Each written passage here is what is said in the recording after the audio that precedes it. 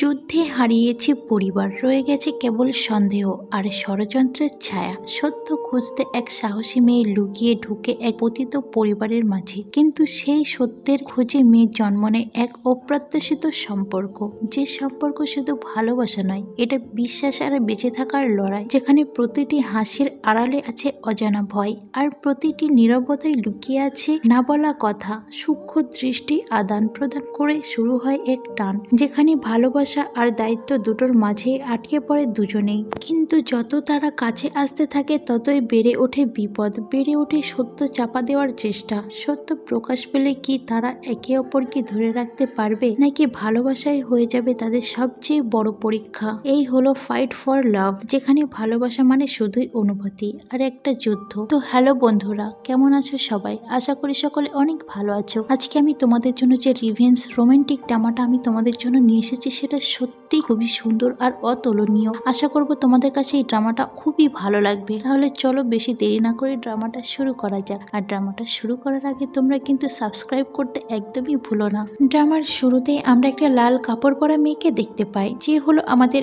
এই ড্রামার নায়িকা, আর তার নাম হলো চু ও, যাকে সবাই লেডি চু বলেই জানে। সে এক সম্ভ্রান্ত পরিবারের মেয়ে এবং সে নিজেকে খুবই স্ট্রং ভাবে তৈরি করেছে। তার বাবা অনেক আগেই একটা যুদ্ধে মারা গিয়েছে। এরপরে আমাদের এই ড্রামার হিরোকে দেখানো হয়, যে একটা যুদ্ধ থেকে ফিরে আসছিল। লেডি চু যখনই জানতে পারে যে যুদ্ধ থেকে ওরা সবাই ফিরে আসছে, তখনই ও একটা নৃত্য করতে শুরু করে। ওর নৃত্য দেখার জন্য ওখানে অনেক মানুষ জড়ো হয়ে গেছিল। শহরের একদম রাস্তার মাঝখানে ও এই নৃত্যটা করছিল। পরে এখান থেকে যখন সৈন্যরা ভিতরে প্রবেশ করবে, সেটা আর করতে পারে না। এটা হলো আমাদের ড্রামার হিরো, যার নাম হলো ইয়ান। ইয়ান হলো ওই বংশের ছোট ছেলে। তার সাম্রাজ্যের নাম হলো বই, আর তার আরো 6টি ভাই আছে। তারা 7 ভাই একসঙ্গে যুদ্ধ করে জিতে তবে ফিরে আসছিল। এরপরে আমরা সেন নামের অন্য একটা ছেলেকে দেখতে পাই, যে আজকে একজন ডিউকের মেয়েকে বিয়ে করতে যাচ্ছিল।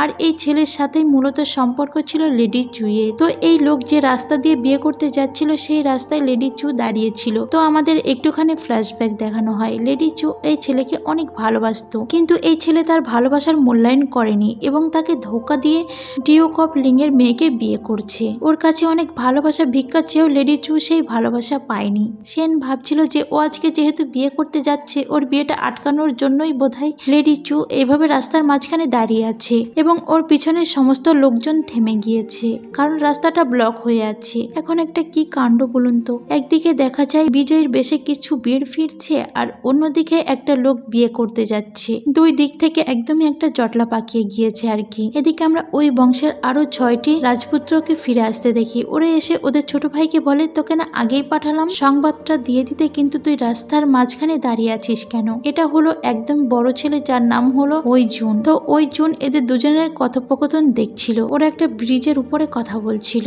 যেখানে সেন এসে লেডি চুকে বলছিল, আজকে আমার বিয়ে, আর আমি চাই না আমার বিয়ে তোমার কারণে ভেঙে যাক। লেডি চু তখন বলে, কে তোমার বিয়ে আটকাচ্ছে? আমি অন্য একটা কারণে এখানে এসেছি। এটা বলে ও নিচে নেমে আসে আর ওই জুনকে লক্ষ্য করে বলে, আজকে তো আমি ওই জুনের সঙ্গে কথা বলতে এসেছি। তোমরা বিজয়ের বেশে ফিরে এসেছো, সেই জন্য তোমাদের অভিনন্দন, কিন্তু ওই জন ভাইয়া, আজকে তোমাকে আমি অন্য একটা কথা বলতে চাই। এটা বলার সাথে সাথে ও ওর দাসীর দিকে তাকালে ওর দাসী উপর থেকে একটা ফুলাপের বল ছুড়ে দেয়, যেটা পাপড়ির মতো করে ঝরতে শুরু করে। এখানে বেশ রোমান্টিক একটা আবহাওয়া ক্রিয়েট হয়। এদের সবাই অবাক হয়ে যায় এবং একটা লেটারও ছুড়ে দিয়েছিল লেডি চু, যেটা আবার ওই ইয়ান ধরে ফেলে। মূলত ওর বড় ভাই অর্জুনের উদ্দেশ্যে ছোড়া হয়েছিল লেটারটা, কিন্তু ওই ইয়ান এটা ধরে বলে, তুমি কি খেলা শুরু করেছো এখানে সবার সামনে একটা মেয়ে হয়ে? তুমি এভাবে আমার ভাইকে ইমপ্রেস করছো? ও জুনকে তখন বলে যে, আমি আপনাকে বিয়ে করতে চাই, আমি আপনাকে মনে মনে অনেক পছন্দ করি, আপনি অবশ্যই আমার এই ব্যাপারটাকে একটু ভেবে দেখবেন। ওই জন তখন বলে যে, ঠিক আছে, আমি বাড়িতে গিয়ে ভেবে তারপর তোমাকে উত্তর দেব। এরপরে যখন লেডি চু বাড়িতে আসে, তখন ওর ছোট বোনের উপর খুবই রাগারাগি করে আর বলে, তোমার কি কোনো মান সম্মান কোনো কিছুই নেই?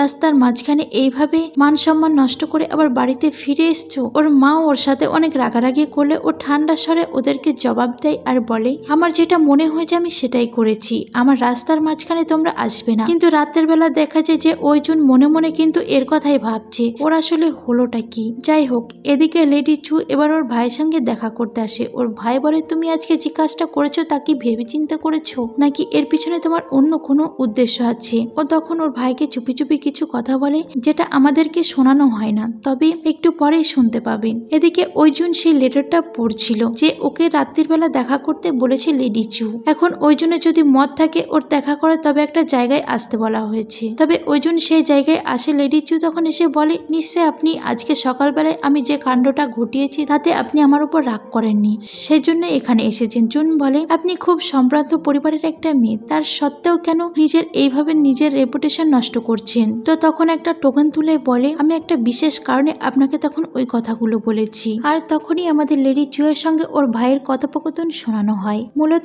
এখান থেকে কয়েক বছর আগে ওর ভাই এবং ওর বাবা দুজনেই যুদ্ধ করতে গিয়েছিল, আর নর্থ চি নামক একটা রাজ্যের সঙ্গে ওদের যুদ্ধ হয়েছিল। তবে ওই যুদ্ধ করতে গিয়ে ওর বাবা মারা যায় আর তার ভাই খুবই ইনজর্ড হয়ে ফিরে আসে। লেডি চুয়ের ভাই আজও পর্যন্ত অনেক অসুস্থ, সেখান থেকে সে কোর্ট পর্যন্ত আর যায় না। তবে এই ব্যাপারটাকে কেউ কখনো খতিয়ে দেখেনি অন্য একটা রাষ্ট্রের কাছে কিভাবে এদের রাষ্ট্রের গোপন নথিগুলো পাচার হয়েছিল বা কিভাবে পাচার হয়েছিল সেটা খুঁজতে মূলত লেডি চু এই জার্নিটা শুরু করেছে। লেডি চু জানে যে তার রাজ্যের ভিতরে কেউ একটা ষড়যন্ত্র করেছিল আর যার জন্য তার বাবা মারা গিয়েছে আর আজকে তার ভাই পঙ্গু হয়ে পড়ে আছে। লেডি চু এজন্যই মূলত ওই জুনকে বিয়ে করতে চেয়েছে যাতে ওই জুন এই কেসটা তদন্ত করে, আর সেজন্য সে নিজের টোকেনটা ওকে দিয়ে দিতে চায় ওই জুনের কাছে। জুন বলে আমি জানতাম যে ভিতরে ভিতরে তোমার কোনো মোটিভ আছে, কিন্তু তুমি আমার কাছে এসে কেন সাহায্য চাইলে? এরকমও তো হতে পারে যে নর্থ রাজ্যের সঙ্গে আমি হাত মিলিয়েছি, আমার কারণেই হয়তো তোমার বাবা মারা গিয়েছে, তোমার ভাইয়ের ইনজর্ড হয়ে পড়েছে, তুমি আমাকেই বা কেন বিশ্বাস করলে? লেডি চু তখন বলে আমি আপনাকে বিশ্বাস করি,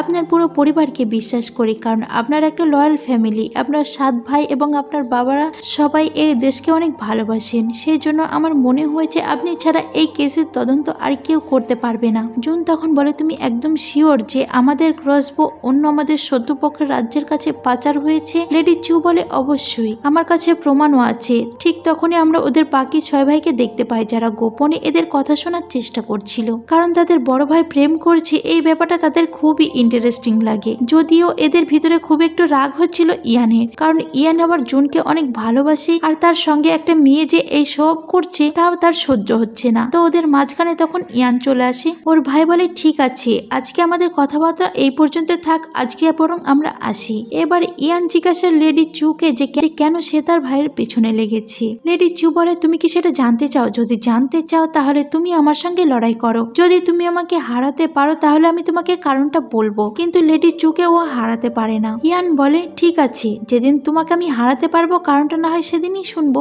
এরপরে আমরা ওই ফ্যামিলিকে দেখতে পাই। ওই ফ্যামিলি আসলে একটা অনেক বড় একটা ফ্যামিলি। ওই ফ্যামিলি প্রায় 5 ভাই বিয়ে করে ফেলেছে, তাদের বাবা মা এবং ভাই ভাবি সবাইকে দিয়েই এই পরিবারটা অনেক বড় এবং খুবই হ্যাপি একটা ফ্যামিলি। ওরা সবাই একসঙ্গে বাস করে। ওই ফ্যামিলি সব থেকে বড় ছেলে জুন এবং সব থেকে ছোট ফেলে ইয়ান ব্যতীত ওরা সবগুলো ভাই বিয়ে করে ফেলেছে। অনেকে ছেলে মেয়েও আছে এবং তাদের সবারই অনেক সুখের ফ্যামিলি। যাই হোক, এদিকে আমরা আবার দেখতে পাই যে ওই জন্য ওই ক্রাসবোর্ডটা নিয়ে একটুখানি টেস্ট করে দেখে এবং ও বুঝতে পারে যে এর ভিতরে অসঙ্গতি আছে। পরের দিন আমরা একটা জটিলশীল মিনিস্টারকে দেখতে পাই, যে লোকটি এখানে মূলত অপমান করছিল লেডি চুকে এবং লেডি চুকে বলছিল আগামীকাল সারে রাস্তায় সবার সামনে প্রকাশ্যে জুনকে প্রপোজ করেছো।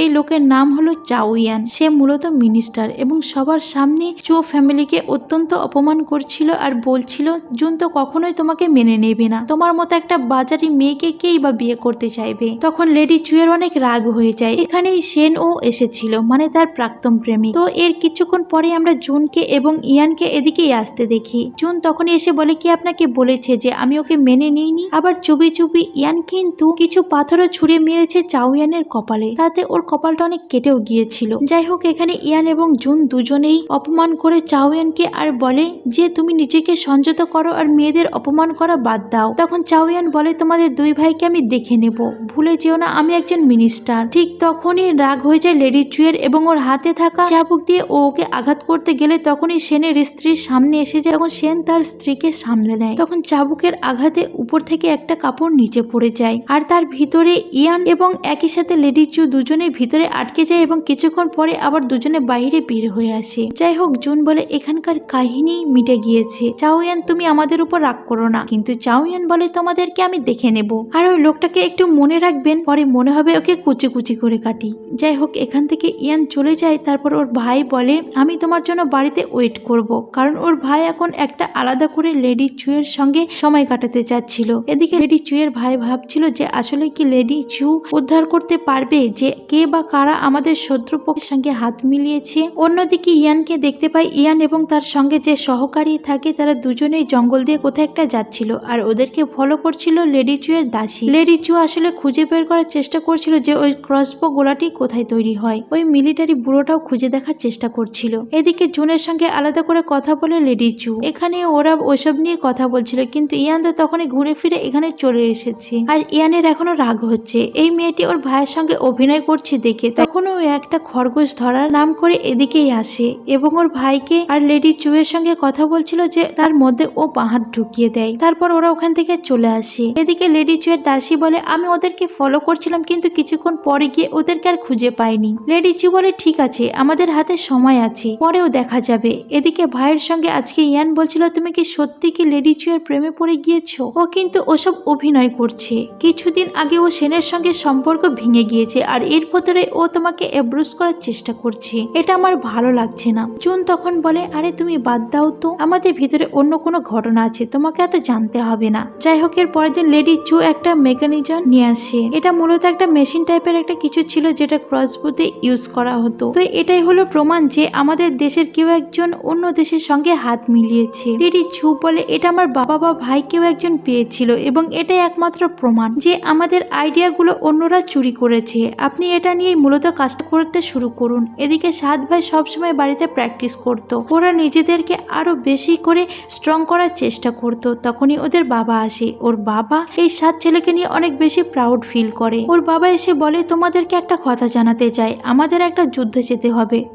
যুদ্ধে যাওয়ার আগে জুন একটা চিঠি লিখে সোজা আসে চু ফ্যামিলিতে লেডি চু এর সঙ্গে দেখা করতে। লেডি চু এর সঙ্গে দেখা করতে চাইলেও জানতে পারি লেডি চু এখন বাড়িতে নেই। জুন তখন ওই লোকের কাছে একটা লেটার দিয়ে বলে যে এই লেটারটা তোমাদের ম্যাডামের কাছে দিয়ে দিও, এটা কিন্তু একটা আর্জেন্ট লেটার, মনে করে ওকে দেবে আর বলবে যে আমি এসেছিলাম আর আমি যুদ্ধে যাচ্ছি, তার সঙ্গে আর দেখা হবে কিনা জানি না। এটা বলে লেটার দিয়ে জুন এখান থেকে চলে যায়। আপনারা এই ড্রামাটা শেষ করার পরে এই সিনগুলো আবারও দেখবেন, আপনাদের গায়ে হয়তো কাঁটা দিয়ে উঠবে। যাই হোক, এরপরে আবারও সাত ভাই নেমে যায় এবং ওদেরকে যুদ্ধে যাওয়ার আগে সবাইকে একটা করে স্টিক তুলতে হতো, যে কোন দায়িত্ব পালন করবে। তো প্রথমে স্টিকটা তোলার জন্য ভিতরে আসে ইয়ান যে স্টিকটা তুলেছিল এখানে ওদের লেখা ছিল যে ও গার্ডের দায়িত্ব পালন করবে। ইয়ান এতে খুবই রেগে যায় আর বলে আমি গার্ডের দায়িত্ব পালন করব না। ওর বাবা বলে যে স্টিক তুলবে তাকে সেই দায়িত্বই পালন করতে হবে। তো ওর বাবা এবং ওর মা, এখানে থাকা ওর আরো ভাবিরা সবার কাছ থেকে ওরা বিদায় নিতে থাকে, কারণ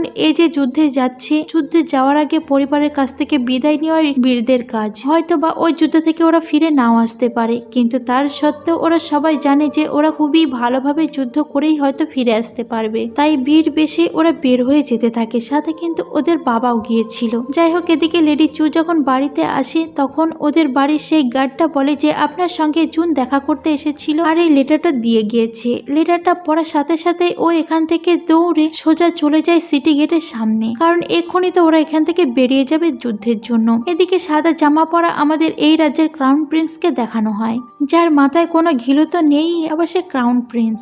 যাই হোক, সেও কিন্তু এই যুদ্ধে যাচ্ছিল, কিন্তু সে উপদেষ্টা হয়ে যাচ্ছিল। এদিকে এরা যখন গেটের ভিতর দিয়ে বাইরে বের হয়ে গিয়েছিল প্রায়, তখনই সেই সময় লেডি চু ওই গেটের উপরে পৌঁছে যায় এবং জোরে ওইজনকে ডেকে বলে আমি তোমার চিঠি পেয়েছি, আমি তোমার ফিরে আসার জন্য অপেক্ষা করব। আমি জানি তুমি সাবধানে যুদ্ধ করে তবেই ফিরে আসবে, যতদিন না তুমি ফিরে আসছো ততদিন আমি ওয়েট করব। তখন ইয়ান ওর দিকে একবার তাকায় আর ভাইকে বলে ও কি সত্যি তোমাকে ভালোবাসে? আমি এখনো বুঝতে পারছি না। এদিকে লেডি চু সেই লেটারটা আবারও দেখে, যে লেটারে ওইজন লিখেছিল আমি হয়তো বা কোনো কিছুর একটু কিনারা করতে পেরেছি, তবে আমি যুদ্ধে যাচ্ছি। যুদ্ধ থেকে ফিরে এসে আমি তোমাকে বলবো যে এই কেস নিয়ে আমি কতটুকু এগোতে পারলাম। যুদ্ধ থেকে ফিরে এসে আমি তোমাকে বলবো কে এই জঘন্য ব্যাপারের সঙ্গে জড়িত আছে এবং তুমি আমার জন্য ওয়েট করো। যাই হোক, এরপরে ওরা ক্যাম্পে পৌঁছে যায়। ওরা বেশ নিরাপদ একটা জায়গায় ওদের ক্যাম্প স্থাপন করেছিল। সবাই যুদ্ধে যাবে ঠিক আছে, কিন্তু এই ক্যাম্পের গার্ডের দায়িত্ব পড়েছে ইয়ানের উপর। ইয়ান যেহেতু সবার ছোট ভাই, ওর বড় ভাই বলে তুমি এখানটা দেখো, এখানটাও তো তোমার দায়িত্ব, তাই নয় কি? কিন্তু ইয়ান সবসময় যুদ্ধে যেতে চাইতো, ভাইদের পাশাপাশি যুদ্ধ করতে চাইতো, কিন্তু এবার ওর গার্ডের দায়িত্ব পড়েছে, তাই ও এখানে গার্ডের দায়িত্ব পালন করতে চায়। এরপর ওরা সবাই যুদ্ধক্ষেত্রে পৌঁছে যায়। যুদ্ধ কিন্তু ধুমধুমার। এই নর্থ যে রাজ্যের সঙ্গে ওদের অনেকবারই যুদ্ধ হয়েছে এবং বেশিরভাগ ক্ষেত্রেই ওরা জিতে গিয়েছে। এদিকে ক্যাম্পে বসে বসে ক্যাম্প পাহারা দিতে লাগে ইয়ান এবং ও নিজের হাতের দিকে তাকিয়ে তাকিয়ে বলে, কেন যে আমি স্টিকটা তুলতে গেলাম, ভাইদের সঙ্গে যুদ্ধ না করতে পারে আমার সত্যি মন খারাপ হচ্ছে। তখন ওর একজন গার্ড এসে বলে, আপনি এত চিন্তা করবেন না তো, আপনি এখনো একটু বিশ্রাম নিন। ও তখন বসে বসে একটা ম্যাপ দেখতে লাগে এবং ম্যাপ অনুযায়ী ও বলে, এখন নিশ্চয়ই আমার বাবা, ভাই এবং সৈন্যরা সবাই মিলে বাইদি ভ্যালিতে অবস্থান করছে। ওখান থেকে এখন যুদ্ধ করার কথা। ওরা এবার দেখা যায় যে সত্যি সত্যি বাইদি নামক একটা ভ্যালিতে গিয়ে পৌঁছায়। এখান থেকে ওদের যুদ্ধ করার কথা, আর এখান থেকে যুদ্ধ করলে ওরা জিতেও যাবে। তবে এখানে ঘটে সব থেকে ট্র্যাজেডি ঘটনাটা। এখানে মূলত একটি ট্র্যাপ আগে থেকেই করা ছিল, মানে ওদের যে ম্যাপটা তার আগে থেকেই শত্রুপক্ষের কাছে কেউ একজন চালান করে দিয়েছে। তো শত্রুরা জানতো যে ওরা এখানে আসবে, আর সেই জন্য মূলত এখানে আসার সাথে সাথে ওদের উপরে অনেক ভয়ানক ছবল চলে আসে, আর ওদের অধিকাংশ সৈন্যরাই মৃত্যুসজ্জায় লুটিয়ে পড়ে। আর সৈন্যর সাথে সাথে লুটিয়ে পড়েছিল ইয়ানের বাবা আর ভাইগুলো। মানে ওরা যখন মৃত্যুসজ্জায় লুটিয়ে পড়ছিল তখন ওদের ফ্যামিলির সঙ্গে কাটানোর সব থেকে শ্রেষ্ঠ মুহূর্তগুলো ওদের মনে পড়ছিল। একমাত্র তখন বেঁচে ছিল ওই জুন, তাছাড়া ওর বাবা ভাই সবাই মারা গিয়েছে। এদিকে যে গ্রানারিটা যে বসে বসে পাহারা দিচ্ছিল ইয়ান, সেখানেও আগুন লেগে গিয়েছে। ইয়ান এবার এই আগুন থামানোর চেষ্টা করতে গিয়ে বুঝতে পারে যে ওর ভাইরা কোন একটা ট্রাপা পড়েছে, তাই ও কিছু সৈন্য নিয়ে এদিকেই এগিয়ে আসে। তবে নর্থ জিয়ার রাজ্যে যে সৈন্য ওদের বিরুদ্ধে লড়াই করছিল তাকে ওইজন মেরে ফেলেছিল ঠিকই, কিন্তু ওইজন এখন এতটাই একা হয়ে গিয়েছিল যে অপরপক্ষের সঙ্গে ওর পেরে ওঠা সম্ভব ছিল না। ওইজন তখন দেখতে পায় যে ওর অপরপক্ষে কিছু সৈনিক এমনকি কিছু ক্রসবো ইউজ করছে যেগুলো ওদের ইউজ করার কথা ছিল। মানে ওদের ক্রসবো গুলো ওই শহরে পাচার হয়ে গিয়েছে। তবে এটা কিভাবে পাচার হলো, মানে এই কেসটা নিয়ে কিন্তু লেডি চু লড়াই করছিল। এদিকে ততক্ষণে ইয়ান ওর যে বাদবাকি সৈন্য ছিল সেগুলো নিয়ে এখানে পৌঁছে গিয়েছে ঠিকই, কিন্তু শেষ পর্যন্ত ওর বড় ভাইকে আর রক্ষা করতে পারে না। অলরেডি ও এখানে এসে সবাইকে তো হারিয়ে ফেলেছেই, আর শেষ পর্যন্ত বড় ভাই একটু জ্যান্ত মুখটা দেখতে পেয়েছিল। তখনই ওর ভাই একটা বাঁধন খুলে ইয়ানের হাতে বেঁধে দেয় আর বলে, যে কাজটা আমি সম্পূর্ণ করতে পারিনি সেই কাজটা তুমি সম্পূর্ণ করবে। কেউ একজন তো আছে যে আমাদের শত্রু পক্ষের সঙ্গে হাত মিলিয়েছে, এবং এই যে মেকানিজমটা এটা তুমি নিজের কাছে রেখে দাও। এই অস্ত্রের টুকরোটাকে অনুসন্ধান করার চেষ্টা করবে, আর সিগন্যাল ব্যুরোটা কোথায় আছে সেটাও খোঁজার চেষ্টা করবে। আর বেঁচে থাকো ভাই, জীবনে সফল হও। এদিকে রাজা যখন সমস্ত ঘটনা জানতে পেরেছে যে তার দেশের সমস্ত বড় বড় বীররাই মারা গিয়েছে, তখন ক্রাউন প্রিন্সকে ডেকে পাঠানো হয়। ক্রাউন প্রিন্স বলে, আমার কোনো উপদেশ তারা শুনেইনি। আমি বলেছিলাম বাইদি ভ্যালিতে না যেতে, কিন্তু তারা সবাই বাইদি ভ্যালিতেই গিয়েছিল, আর ওখানেই তো মেজাগারটা ঘটে গিয়েছে। ক্রাউন প্রিন্স তো এটা অনেক বড় মিথ্যা কথা বলল। সেই মূলত ওদের সবাইকে বাইদি ভ্যালিতে যাওয়ার কথা আগেই বলেছিল, আর সেই ঘটনাটাই পাচার হয়ে গিয়েছে। যাই হোক, এখানে ডিউক অফ লিঙ্ক নামের একটা লোক দাঁড়িয়েছিল, যে লোকটাও মূলত যে ক্রাউন প্রিন্স যা বলছে সেটাই সত্য। অর্থাৎ এখন সমস্ত দায়ভার চাপিয়ে দেওয়া হয় ওই ফ্যামিলির সমস্ত লোকের উপর, যারা মারা গিয়েছে তারা যেন নিজেদের ভুলেই মারা গিয়েছে এইরকম একটা দোষ দেওয়া হয়। এদিকে লেডি চুকে দেখতে পায়। লেডি চু এর হঠাৎ করে ঘুম ভেঙে যায় এবং ওর মনে হয় যে কিছু একটা খারাপ ঘটে গিয়েছে। তাই ও জুনের ওই চিঠিটা আবারও খুঁড়ে পড়তে থাকে, এবং ও ওর জুনের এই লেখার ভিতরে কোথাও একটা যেন বিষণ্ণতা দেখতে পায়। আর সাথে সাথে ও জানতে পারে যে ওই ফ্যামিলির সমস্ত বীরেরাই মারা গিয়েছে, একমাত্র ওইয়ান বেঁচে আছে। ওইয়ান তো ভীষণ বিষণ্ণ অবস্থায় কাঁদতে কাঁদতে বাবা ভাইয়ের লাশগুলো কফিনে করে নিয়ে আসতে লাগে। এদিকে রাজা আবারও ডিউক অফ লিঙ্ককে বলে, তোমার কি মনে হয় আমাদের রাষ্ট্রের এই হেরে যাওয়ার জন্য আসলে কারা দায়ী? ডিউক অফ লিঙ্ক বলে, এর জন্য ওই ফ্যামিলি দায়ী, কারণ ওই ফ্যামিলির জন্য আরো 70 আচার মারা গিয়েছে। তারা কেন বাইদি ভ্যালিতে গিয়েছিল, কিন্তু সেখানে তো আগে থেকে একটা ট্র্যাপ করাই ছিল, এবং কেউ একটা যে নিউজটা যে বাইদি ভ্যালিতে যাবে সেটা শত্রুপক্ষের কাছে কেউ আগে থেকেই বলে দিয়েছিল। এদিকে তোর মা এবং ওর ভাইবিরা সবাই ভীষণ কান্নাকাটি করতে লাগে, যে যার কফিন ধরেই কাঁদতে লাগে। আর ওর মাকে ইয়ান এসে বারবার বলে যে আমি ওদের কাউকে রক্ষা করতে পারিনি মা, তুমি আমাকে ক্ষমা করে দিও। ঠিক সেই সময় ইয়ান দেখতে পায় যে একটা লাল জামা পরে ঘোড়ায় চড়ে এদিকে এগিয়ে আসছে লেডি চু। কিন্তু এইরকম একটি শোকের দিন এসে কেন লাল জামা পরে এদিকে আসছে সে সবার প্রশ্ন। ইয়ান তো ওর সামনে তরোয়াল তুলেই দাঁড়ায় আর বলে, তুমি সামনে এগোবে না, বলো তুমি কোন লক্ষ্যে এখানে এসেছো। কিন্তু লেডি চু বলে, আমি তোমার ভাইকে কথা দিয়েছিলাম আমি তাকে বিয়ে করব। সাথে সাথে ওটা তার মায়ের মনে পড়ে যে যুদ্ধে যাওয়ার আগে জুন বলে গিয়েছিল যে এসে সে তার মাকে তার মানে বউয়ের মুখ দেখাতে চায়। যাই হোক, এই জন্য ওর মা ইয়ানকে বারণ করার বলে, হ্যাঁ তোমার ভাই তো আমাকে বলেছিল, হয়তো বা তাদের ভিতরে একটা ভালোবাসার সম্পর্ক ছিল। তখন লেডি চু বলে, আপনি ঠিকই বলেছেন, আমি ওইকে অনেক ভালোবাসি। ওই জুনকে আমি কথা দিয়েছিলাম যে আমি তাকে বিয়ে করব যখন সে ফিরে আসবে। সে যেহেতু জীবিতে ফিরে আসেনি, তাই এখন আমি মৃত ওই জুনকেই বিয়ে করব, আর এই সিদ্ধান্ত থেকে আমি নড়ব না। না এবং ওর বাড়ি থেকে খুব ঝগড়া ঝামেলা করে বের হয়ে এটা বলে চলে এসেছে যে ওইজনকেই বিয়ে করবে। এখন বিয়ে করলে ও বিধবা হয়ে যাবে এটা ঠিক, কিন্তু ওইজনকে যে কথা দিয়েছিল যে আর ওইজন ওকে যে কথা দিয়েছিল সেই কথার খেলাফও করবে না, ও ওইজনকে বিয়ে করবে। ওর আরো ভাবিরা বলে তুমি এটা কি করছো, তোমার এখনো বিয়েই হয়নি, তোমার সামনে একটা ব্রাইট ফিউচার, কেন তুমি এইভাবে নিজেকে শেষ করে দিতে চাও? কিন্তু ওর সিদ্ধান্ত এবং অনর এবং বলে যে আজকে আপনারা যদি স্বীকার না করেন তাহলে আমি আপনাদের পরিবারের একজন হতে পারবো না, কিন্তু যতক্ষণ আপনি আমাকে নিজের ছেলের বউ হিসেবে মেনে না নিচ্ছেন ততক্ষণ আমি এখানে হাঁটু গেড়ে বসে থাকবো। তখন ওর মা মেনে নেয়। এদিকে আমরা সেনকে দেখতে পাই যে ছিল মূলত এই যে লেডি চুয়ের এক্স বয়ফ্রেন্ড। তার কিন্তু মনে পড়ে এখন লেডি চুয়ের জন্য দরদ খুবই উতলে উঠছে। মানুষ যখন তার প্রেমে তাকে ধোকা দেয় তখন তার মাথায় কিছু থাকে না, ধোকা দেওয়ার পরেই তাদের ভালোবাসা উতলে ওঠে। এখন তার মনে পড়ছিল যে কিভাবে লেডি চু সব সময় ওকে প্রোটেক্ট করতো, আর এই প্রোটেক্ট করতে করতে একসময় তাদের ভিতরে ভালোবাসার বন্ধন গড়ে ওঠে। দুজনের ভিতরে সম্পর্কটাও ভালো চলছিল, কিন্তু একটা ডিউকের মেয়েকে বিয়ে করার জন্য মূলত তাকে ধোকা দিয়েছিল সেন। যদিও এর পিছনে হয়তো অন্য কোনো কাহিনী থাকতে পারে, যদিও সে বিয়ের দিন রাত্রেবেলায় তার স্ত্রীর সঙ্গে বাসযাত্রা পর্যন্ত যাপন করেনি। আজকে সে একটা ছবি আঁকছিল, সেই ছবিতে ফুলের কালার করতে গিয়ে যখনই তার বমি ওঠে আর সেই রক্ত সেই ফুল গাছে গিয়ে লাগে, মানে সেই পেন্টিং এ, আর সেটা একদম ফুলের মতো হয়ে যায়। যাই হোক, এদিকে জুনের ঘরে এসে উঠেছিল লেডি চু এবং ও চারিদিকটা ভালো করে দেখতে থাকে আর মনের মধ্যে কিছু সত্যি খুব খারাপ লাগছিল জুনের জন্য। তখন ওর দাসী আসার বলে আপনি কেন আমাকে রেখে এসেছিলেন? আপনি যেখানেই থাকেন আমি সেখানেই থাকতে চাই, যদিও আমি চাই না যে আপনি এই বিয়েটা করেন, কিন্তু আপনি যদি সিদ্ধান্ত নিয়ে থাকেন যে বিয়েটা করবেন নিশ্চয় আপনার ভিতরে অন্য কোনো প্ল্যান আছে, তাই আমি আপনাকে সমর্থন করি। এদিকে ওদের এক ভাই স্ত্রী আত্মহত্যা করতে যাচ্ছিল, সবাই এসে ওকে বোঝায়, প্রধানত ওকে এসে বুঝিয়েছিল লেডি চু আর বলে যে একটা জীবন শেষ হয়ে গেলে কিন্তু তোমার স্বামীর আত্মা শান্তি পাবে। সবাই ওকে অনেকভাবে বোঝায়, ও তখন বলছিল যে হ্যাঁ আমি ভুল করতে যাচ্ছিলাম। এবার লেডি চু যখন ওই রুম থেকে বাইরে বের হয়ে আসে তখন ওর পিছনে গিয়ে ইয়ান বলে তুমি সত্যি করে বলো তো যে কি জন্য তুমি আমাদের পরিবারে এসে ঢুকেছো? তুমি শুধুমাত্র আমার ভাইকে কথা দিয়েছিলে বলে এখানে আসোনি, বা আমার ভাইয়ের সঙ্গে তোমার ডিল করা কোনো সম্পর্ক ছিল না, সেটা আমি অন্তত খুব ভালো করে জানি। তাহলে তোমার মোটিভটা কি সেটা আমাকে বলো। লেডি চু বলে আমার মোটিভ যেটাই হোক না কেন আমি এখন তোমার পরিবারের সঙ্গেই থাকতে যাচ্ছি, এর থেকে বড় কোনো সত্যি আর নেই, তাই তুমি প্লিজ আমার পিছনে না লেগে থেকে বরং নিজের ফ্যামিলির সঙ্গে থাকো, আর আমিও তোমার ফ্যামিলির সাথেই থাকতে চাই। তখন ওর শাশুড়ি মা এসে বলে তুমি আজকে হয়তো আমাদের সঙ্গে থাকতে চাইছো, কিন্তু তোমার দরজা সবসময় খোলা, তুমি যে কোনো মুহূর্তে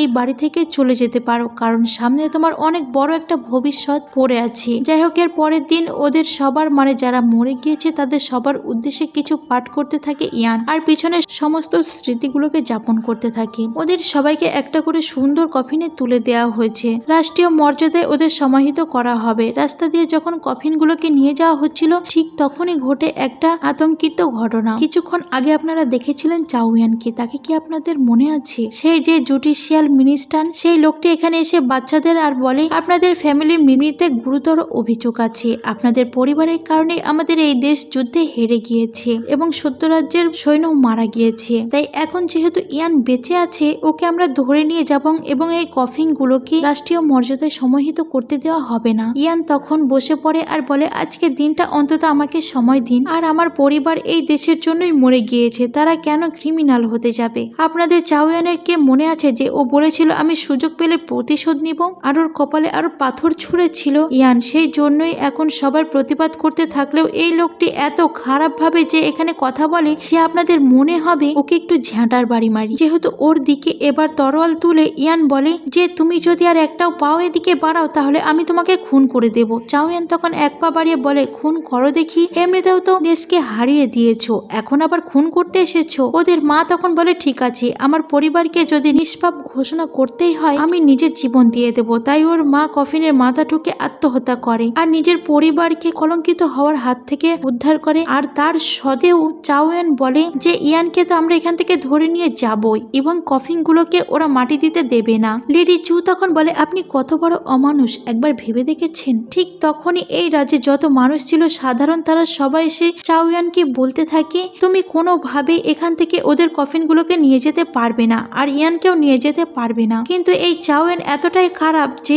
এখানকার মানুষজনদেরও ও মারধর করতে অনুমতি দিয়ে দেয় ওর সৈন্যগুলোকে এবং বলে যে রাজার আদেশ এটা। ঠিক তখনই এখানে গ্রেট টিউটার এসে যায়, মানে দেশের শিক্ষামন্ত্রী আর কি। তবে তখনকার যুগে শিক্ষামন্ত্রীর মূল্য ছিল অনেক বেশি, তার কথা সবাই শুনতো। তো শিক্ষামন্ত্রী এসে প্রথমে চাওয়ানকে বলে, তোমার উপরে যদি কোনো দায়িত্ব দেয়া হয়েও থাকে তাহলেও কি তোমাকে 5 মিনিটের ভিতরেই এখানে ছুটে আসতে হবে? ইয়ানকে অন্তত ওর সকল ফ্যামিলির লোককে দাফন করতে দাও, তারপরে না হয় তাকে ধরে নিয়ে যেও। যদি এটা রাজার আদেশ হয়েও থাকে তাহলেও তো তুমি 1 ঘন্টা পরে আসতে পারতে, তাই নয় কি? আর এখানে এসে যেটা করছো সেটা খুবই অমানবিক কাজ, আমি এটা কখনোই হতে দেব না। ওই পরিবার একটা রয়্যাল পরিবার এবং তারা সব সময় এই দেশের প্রতি লয়াল ছিল। আর ইয়ানকে বলে, তুমি তোমার এই বাবা ভাইদের নিয়ে যাও, তাদের রাষ্ট্রীয় মর্যাদায় সমাহিত করো, পরের ব্যাপার পরেই দেখা যাবে। এরপর ওদেরকে সেই গ্রাউন্ডে নিয়ে আসা হয় যেখানে ওদের সবাইকে দাফন করা হবে। যাই হোক, এখানে ওদের সবাইকে মাটি দেওয়া হয়ে যায়, কিন্তু এদের সাথে সাথে চাইয়ানও এখানে এসেছিল এবং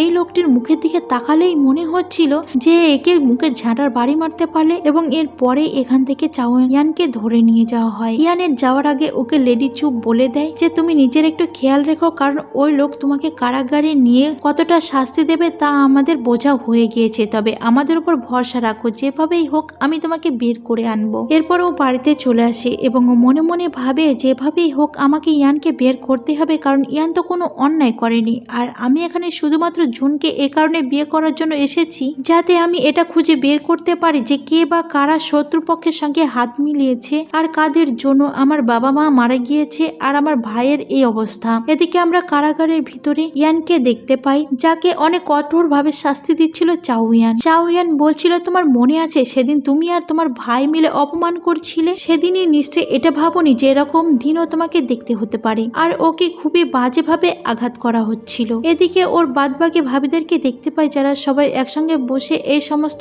আলোচনা করছিল যে ওরা এই বাড়ি ছেড়ে চলে যাবে কিনা, যেহেতু ওদের স্বামী মারা গিয়েছে। কিন্তু কেউই তেমন ভাবে এই বাড়ি ছেড়ে চলে যেতে চাইছিল না, তবে একজন চাইছিল। ঠিক তখনই এদের ভিতরে প্রবেশ করে আর লেডি চু আর বলে, তোমাদের ভিতরে প্রবেশ করে তোমাদেরকে অপ্রস্তুত করেছি কিনা জানি না, তবে আমি তোমাদের সবার উদ্দেশ্যে একটা কথা বলতে চাই। তোমাদের একটা স্বাধীনতা আছে, তোমরা যেখানে খুশি সেখানে যেতে পারো, এটা সত্যি। তবে আপাতত আমার মনে হয় আমাদের সবার একসঙ্গে থাকা উচিত, যতদিন না আমরা ইয়ানকে বের করতে পারছি। এখন ইয়ানকে বের করে আনাটাই আমাদের সব থেকে বড় প্রায়োরিটি। তাই আমি বলি তোমরা অন্তত আর কিছুদিন এখানে থেকে যাও, ইয়ানকে আমরা বের করি, এই কেসটা নিষ্পত্তি হোক, তারপরে না হয় যে যার মতো চলে যেও। আর এতে সবাই একটু আশা পাই এবং তারাও এখানে থেকে যেতে চায়। তবে যে মেয়েটা চাচ্ছিল না তাকে আমরা দেখতে পাই, সে কিছু লেটার পড়াচ্ছিল, এগুলো তার স্বামীর লেটার এবং তার খুবই মন খারাপ হচ্ছিল, বিধায় সে এগুলো পড়াচ্ছিল। তখন ওর সঙ্গে আলাদা করে লেডি চু কথা বলে আর তখনই ওই মেয়েটি বলে, তুমি হয়তো আমাকে ভাবছো যে আমি অনেক স্বার্থপর, আমার স্বামী মরে যাওয়ার সাথে সাথে আমি চলে যেতে চাইছি। লেডি চু তখন ওকে বলে, তুমি যদি নিজেকে ভালোবাসো আর নিজের স্বার্থের জন্য এখান থেকে চলে যেতে চাও তাহলেও সেটাতে তো কোনো অন্যায় নেই, নিজেকে ভালোবাসাটা তো কোনো অন্যায় নয়, তাই নয় কি? তুমি চলে যেতেই পারো, কারণ ছোটবেলা থেকে অনেক কষ্টে মানুষ হয়েছো, তুমি তোমার বাবা মার অবৈধ সন্তান ছিলে। আর তোমাদের পারিবারিক অবৈধ সন্তানকে যে ঠিক কতটা খারাপ সময়ের ভিতর দিয়ে উঠে আসতে হয় তা আমি খুব ভালো করেই জানি।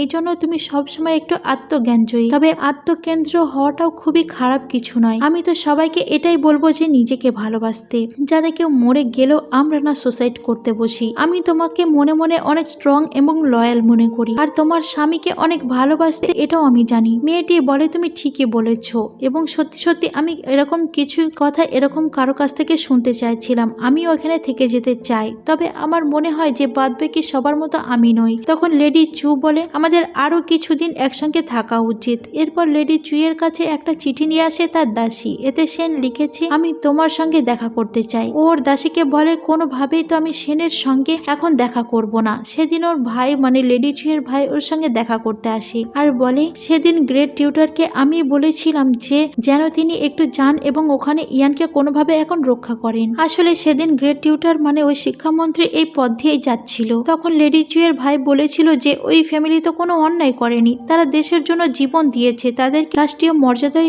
সমাহিত করা তো রাষ্ট্রীয় দায়িত্ব। সেদিন গ্রেট টিউটার নিজের মনের ভিতর হয়তো অনুশোচনা অনুভব করেছিল, তাই তিনি শেষ মুহূর্তে সেখানে গিয়েছিলেন। তো এখন যদি ইয়ানকে বাঁচাতেই হয় আমাদেরকে এমন কিছু করতে হবে বা এমন কারো কাছে যেতে হবে যিনি রাজার কাছে এটুকু অন্তত বলতে পারে যে রাজা ইয়ানকে ছেড়ে দাও। আর তেমন কেউটি হলো রাজার বোন, যে যেভাবেই হোক তার কাছে তোমাকে পৌঁছতে হবে। তখনই লেডি চুয়ের মনে পড়ে যে ওর সঙ্গে সেন দেখা করতে চেয়েছে, তো এই সুযোগটাকেই ও কাজে লাগায়। ও তখন রানীর দরবারের পিছনেই মূলত সেনের সঙ্গে দেখা করতে বলে। সেন ওর সঙ্গে দেখা করতে আসে। ও তখন চিৎকার করে করে কথা বলতে লাগে, মানে এত জোরে জোরে কথা বলছিল যে রানী উপর থেকে ওদের কথা শুনতে পায়। সেন ওকে বলছিল যে কেন তুমি এরকম একটা কাজে জড়িয়ে পড়লে, জুন তো মারাই গিয়েছে, তাহলে তুমি ওর পরিবারের সঙ্গে জড়িয়ে নিজের ভবিষ্যৎটা কেন নষ্ট করছো। ও তখন আরো জোরে বলতে লাগে ওরা লয়াল, ওরা ওই পরিবারের কোনো দোষ নেই, আমি একজনকে কথা দিয়েছিলাম ওকে বিয়ে করব, আর সেজন্যই ও ডেড বডিকে বিয়ে করলাম কি জ্যান্তকে বিয়ে করলাম এটা ম্যাটার করে না, আমি আমার প্রমিস রেখেছি। ঠিক তখনই রানী উপর থেকে বলে কারা এত চিৎকার করে কথা বলছে, তোমরা উপরে এসো। এবার ও সোজা উপরে চলে যায়। এটা মূলত রাজার বোন। যাই হোক, এই মহিলার কোনো স্বামী নেই এবং সে কিছু স্টুডেন্ট রেখেছে যারা সবসময় আশেপাশে থাকে। তো এই মহিলার কিন্তু অনেক বেশি রাগ এবং সে বেশ একটু অন্যরকম, তার একটা স্ট্রং পার্সোনালিটি আছে, একটা আলাদা ওয়ারা আছে। যাই হোক, এখানে আসার পরে সে প্রথমত পরিচয় নেয় যে লেডি চু কে এবং সে কি করছে ইত্যাদি ইত্যাদি। লেডি চু তখন সমস্ত কথা খুলে বলে এবং সে এটাও বলে যে আমি আপনার কাছে আসতে চেয়েছিলাম এবং আমি শুধু একটা কথা আপনাকে বলতে চাই যে ইয়ানের কোনো দোষ নেই, আপনি চাইলে ইয়ানকে বের করতে পারেন। আপনি জানেন যে ওই পরিবার আসলে দেশের জন্য কতটা কি করেছে এবং তারা নিজেদের প্রাণ দিয়ে দিয়েছে এই দেশকে বাঁচানোর জন্য। ইয়ান নির্দোষ, ওর কোনো দোষ নেই। এখন আপনি যদি রাজার কাছে একটু অনুরোধ করেন তাহলে রাজা হয়তো ওকে বের করে দেবে। তখন রানী বলে যে আমি কেন রাজার কাছে অনুরোধ করতে যাব, ইয়ান তো আমার কিছু হয় না, আর আমি কেন এই ব্যাপারে জড়িত হতে যাব। ঠিক তখনই ওনার যে একজন স্টুডেন্ট সেই কথা বলে ওঠে। সেই ছেলেটি বলে ইয়ান তো সত্যিই নির্দোষ, তাহলে আপনার কথা যদি তাকে ছেড়ে দেওয়া হয় তাহলে আপনি কথা বলুন। এবং এই কথা শুনে প্রিন্সেস বলে আচ্ছা ঠিক আছে, তাহলে তুমি আমাকে এই সব কারণ বলো যে কেন আমি ইয়ানকে হেল্প করব। আর যেহেতু লেডি চু অনেক বুদ্ধিমতী ছিল তাই সে এমন সুন্দর কিছু কথা বলে বা এভাবে প্রিন্সেসকে ইমপ্রেস করে নেয় যে প্রিন্সেস ওকে বলে ঠিক আছে, আমি তাহলে তোমাকে একটা প্রতিদান বলছি, সেই অনুযায়ী কাজ করো, তাহলে হয়তো ইয়ান বের হয়ে আসতে পারে। যাক, লেডি চু এই যাত্রায় নিজের বুদ্ধিমত্তার পরিচয় দিয়ে প্রিন্সেসের মন কিন্তু জয় করে নিয়েছে। প্রিন্সেস বলে তোমার মানুষের মন জয় করার অনেক বড় একটা অ্যাবিলিটি আছে, সেটা আমি তোমার সঙ্গে কথা বলেই বুঝতে পেরেছি এবং তুমি আমার স্টুডেন্টকে পর্যন্ত কথা বলাতে হেল্প করেছো, সেই পর্যন্ত আমার কাছে কিছু চাইছি। আর আমার কোনো স্টুডেন্ট যদি আমার কাছে কিছু চায় তাহলে আমি তা না করতে পারি না। তোমাকে যে প্ল্যানটা বলেছি তুমি সেই অনুযায়ী কাজ করো, যদি তুমি করতে পারো তাহলেই কেবল ইয়ানকে বের করতে পারবে। এরপর যখন লেডি চু চলে যায় তখন স্টুডেন্টের মুখে হাত দিয়ে প্রিন্সেস বলে বাহ, তুমি দেখছি অন্য কারোর হয়ে কথা বলছো, তা আমি তো তোমাকে বড় করেছি শুধু আমার হয়ে কথা বলার জন্য, মনে থাকবে এখন থেকে অন্য কোনো মেয়ের হয়ে কথা বলবে না। আসলে এই প্রিন্সেস একটু মনে হয় তার স্টুডেন্ট পাগল টাইপের ছিল আর কি, বা তার একটু আলাদা দর্শন আছে। যা হোক, সেটা আমরা পরে দেখব। এদিকে আমরা আবার সেনকে দেখতে পাই। সেন বাহিরে এতক্ষণ লেডি চু এর জন্য অপেক্ষা করছিল। ও লেডি চুকে বলে তুমি মনে হয় আমাকে ইউজ করলে না, তুমি আসলে ইয়ানকে বাঁচানোর জন্যই প্রিন্সেসের সঙ্গে কথা বলতে চেয়েছিলে, সেই জন্যই আমার সঙ্গে ওরকম জোরে জোরে কথা বললে। লেডি চু বলে হ্যাঁ, তোমাকে ইউজ করলাম আর তুমি সেটা বুঝতেও পারলে না। এটা বলেই ও ওখান থেকে চলে আসে। আর এর পরের দিন কিছু খাবার রান্না করে নিয়ে ও ইয়ানের সঙ্গে দেখা করতে সোজা চলে যায় কারাগারে। তো ইয়ান একটু ইয়ানের অবস্থা একটু খারাপ ছিল, তো একটু তাও ভাব নিতে থাকে যে ওর কিছু হয়নি এইরকম, কিন্তু ওর এই ভাবের তো কোনো তোয়াক্কাই করে না লেডি চু। তবে লেডি চু ওর থেকেও 3 বছরের বড়। লেডি চু ওকে বলে তুমি কি এখান থেকে বের হতে চাও? ইয়ান বলে আমি তো তোমাকে বলেই দিয়েছি যে তুমি আমাদের বাড়ি থেকে চলে যাও, কেন তুমি আমাদের বাড়িতে এখনো আছো? লেডি চু তখন বলে শোনো, আমি তোমাকে যেটা বলছি, আমি যদি তোমাকে এখান থেকে বের করতে পারি তাহলে তোমাদের বাড়িতে আমাকে থাকতে দেবে, আর যদি আমি তোমাকে এখান থেকে বের করতে না পারি তাহলে আমি এমনি নিজে নিজে চলে যাব। এবার ইয়ান বলে তুমি আমাকে বের করবে মানে এটা কি বলছো? লেডি চু তখন বলে আমি যা বলছি তা ঠিকই বলছি, তুমি যদি এখান থেকে বের হতে চাও চুপচাপ এখানে থাকো আর নিজেকে একটু প্রোটেক্ট করার চেষ্টা করো। ইয়ান তখন বলে তুমি আমাকে যদি বের করতে চাও তাহলে সোজা যাও ফ্যামিলিতে যাও, ওখানে আমার একজন বন্ধু আছে যে মিস্টার ঝাওয়ের ছেলে এবং তার বাবা একজন ডিউক, তাকে শুধু গিয়ে বলবে যে আমার সঙ্গে যেন দেখা করে একবার। তো এরপর আমরা সেই মিস্টার ঝাওয়ের ছেলেকে দেখতে পাই যে চুপি চুপি এই কারাগারের ভিতরে আসে ইয়ানের সঙ্গে দেখা করতে। ওই ইয়ানকে বলে, বলো আমি তোমার জন্য কি করতে পারি, তোমার জন্য যদি জীবনও দিতে হয় তাও আমি দিতে পারবো। ইয়ান তখন বলে, না না, অত বড় কিছু করার দরকার নেই, তোমার বাবার সঙ্গে তুমি যে ঝগড়াটা করেছো ওই ঝগড়াটাই মিটিয়ে ফেলো, বাবার সঙ্গে ঝগড়া মিটিয়ে ফেলে অনেক কাজ করা হয়ে যাবে। ও তখন বলে, সত্যি বাবার সাথে ঝগড়াটা মিটাতে হবে? এরপরে আমরা ঝাও ফ্যামিলির আরো 2 ছেলে মেয়েকে দেখতে পাই।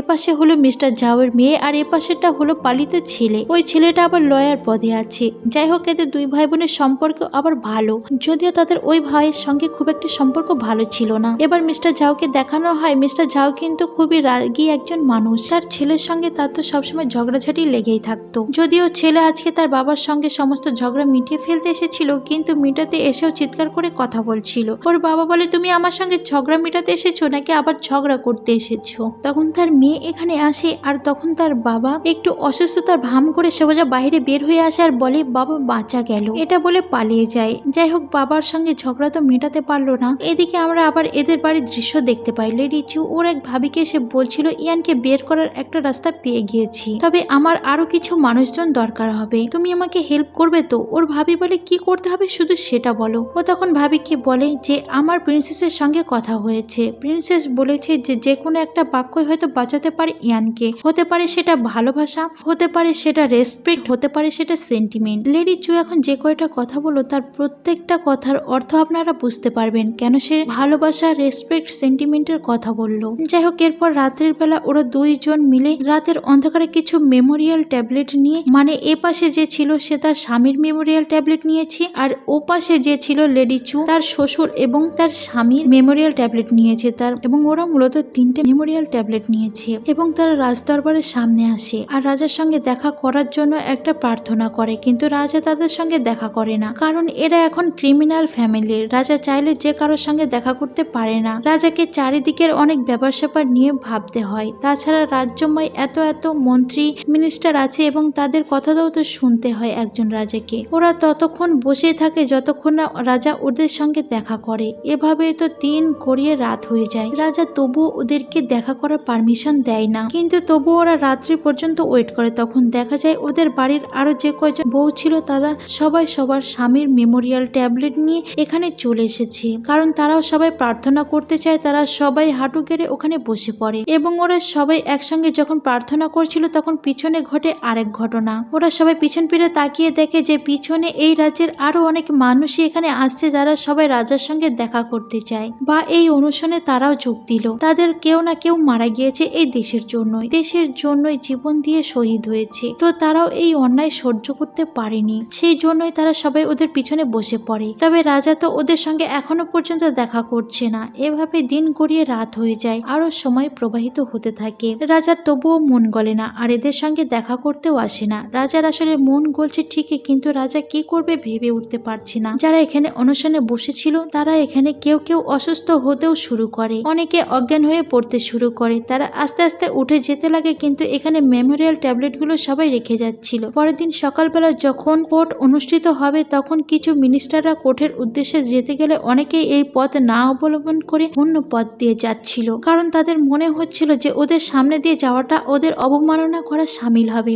অনেকেই এদেরকে সাপোর্ট করছিল, তারা বলছিল যে বা যারা বসে আছে তারা জাস্টিসের জন্য বসে আছি আর আমরা মনে করি জাস্টিস হবে। আর এটাই কিন্তু চেয়েছিল এরা, যে ওদের হয়ে কেউ না কেউ কথা বলুক, কথা বলে অনেক কিছু মিটে যায়। এদিকে আমরা লিংয়ানকে দেখতে পাই যে মূলত লেডি চুয়ের ভাই। সে অনেক কাল হলো কোর্টে যায় না, তবে আজকে সে কোর্টে যাবে, রাজার কাছে আর্জি জানাবে যাতে ইয়ানকে বাইরে বের করে দেয়া হয়। তার মা তাকে বারণ করলেও সে কোর্টের উদ্দেশ্যে হাজির হয়ে যায়। আজকে অনেকদিন পর সে কোর্টে এসেছে। কোর্টের সমস্ত মিনিস্টাররা এসে যখন দাঁড়ায় তখন প্রথমে লিংয়ান বলে, আমার মনে হয় ইয়ানের কোনো দোষ নেই, আমাদের এই বিষয়টা আরো খতিয়ে দেখা উচিত। তার অপরাধটা কি? ওই ফ্যামিলি বরাবরই দেশকে ভালোবেসে দেশের প্রতি লয়াল থেকে যুদ্ধ করে গিয়েছে।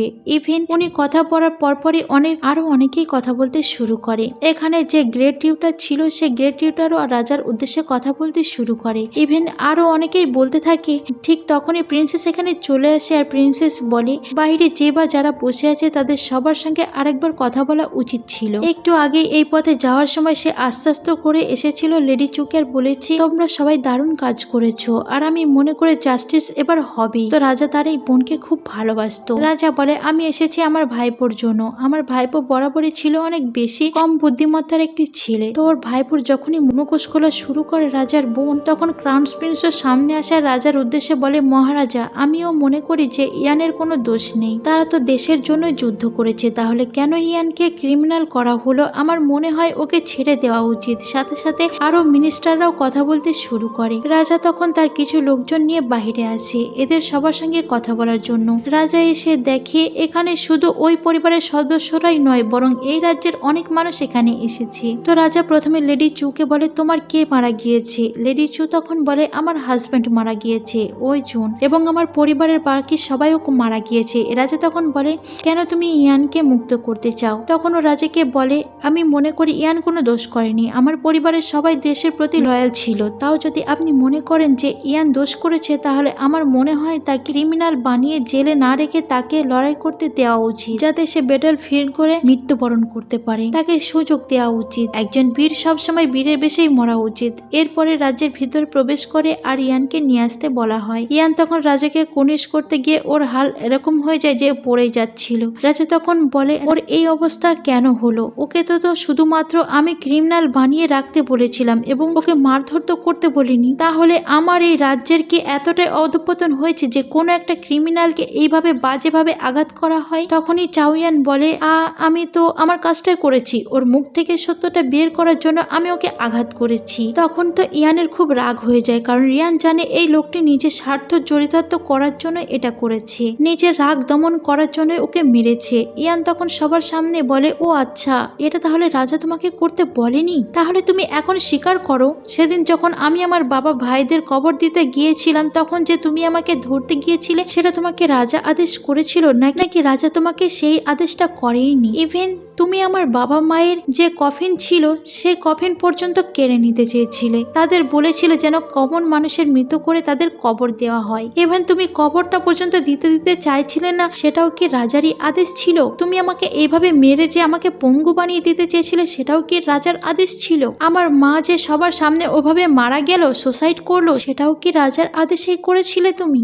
রাজার তখন খুব রাগ হয়ে যায়, বলে এই একটা কথাও বা একটা আদেশও তাও চাওয়ানকে দেওয়া হয়নি। চাওয়ান তাহলে রাজার অমতে রাজার বিরুদ্ধে গিয়ে এইসব কাজ নিজে কিভাবে করতে পারে? তাই রাজা তখনই প্রহরীদের ডেকে পাঠায় আর বলে, চাওয়ানকে এক্ষুনি ধরে নিয়ে যাও আর এক্ষুনি ওকে কারাগারে নিক্ষেপ করো। এখন তো সবার প্রণব নড়ে যায়। সাথে সাথে সবাই বলতে থাকে যে ইয়ানকে যেন ছেড়ে দেওয়া হয়, মানে ইয়ানের পরিবার সবসময় লয়াল ছিল আর ওই ইয়ানেরও কোনো দোষ নেই। রাজা তখনই বলে, ইয়ান তোমাকে মুক্ত করে দিচ্ছি, তবে তুমি আমার কাঁধের বর্ডানটাও একটু বোঝার চেষ্টা করবে। তার মানে ও যেন একটা গ্রেট জেনারেল হয়, সেই কথাই বলল। এরপর রিয়ান যখন ওখান থেকে বাইরে বের হয়ে আসে, তখন অনেক তুষারপাত হচ্ছিল। তাই ইয়ান বাইরে এসে দেখে বাকি সবাই চলে গিয়েছে, একমাত্র এখানে বসেছিল লেডি চু। ও তখন লেডি চু এর দিকে ছাতাটা এগিয়ে দিয়েই, তবে কেউ কোনো কথা বলে না। এদিকে আমরা দেখতে পাই প্রিন্সেসকে। প্রিন্সেসের জন্য অনেক কিছু রান্না করতে বলেছিল রাজা, তো সেই অনুযায়ী রান্না বান্না করা হলেও প্রিন্সেস একটা খাবারও মুখে দেয় না। প্রিন্সেস তার ভাইকে